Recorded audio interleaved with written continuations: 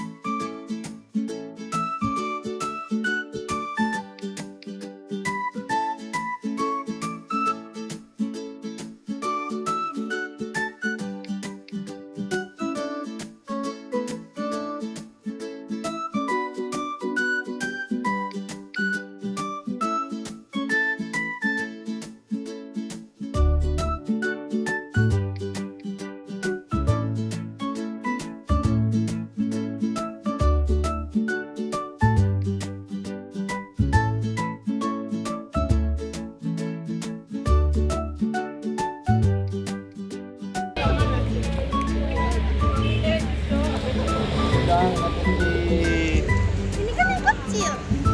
Sedang semua kata Ci.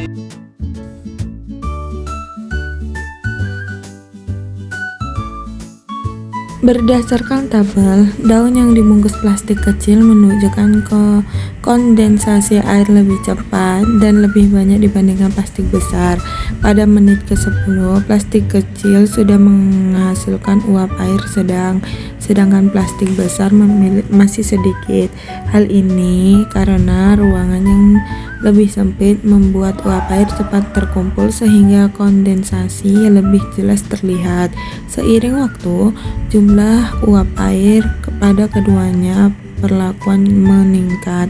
Namun plastik kecil tetap menghasilkan embun lebih tinggi, 55 tetes pada 60 menit dibandingkan plastik besar 43 tetes. Perbedaan ini menunjukkan bahwa laju transpirasi tetap sama, tetapi volume ruang memengaruhi intensitas kondensasi yang tampak. Transpirasi terjadi karena penguapan air melalui stomata, dan laju penguapan dipengaruhi kondisi lingkungan serta luas permukaan kontak dalam ruang tertutup.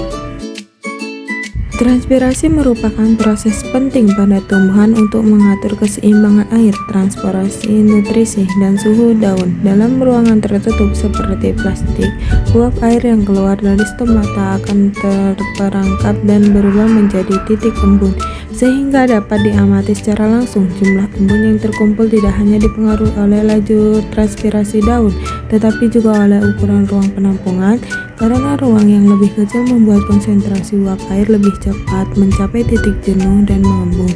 Oleh karena itu, plastik kecil cenderung menunjukkan embun lebih banyak dibanding plastik besar.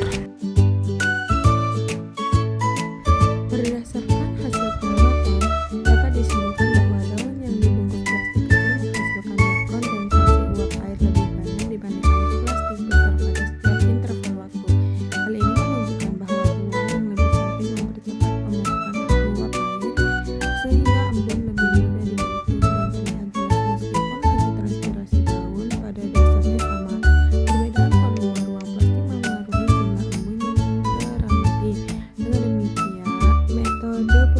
daun efek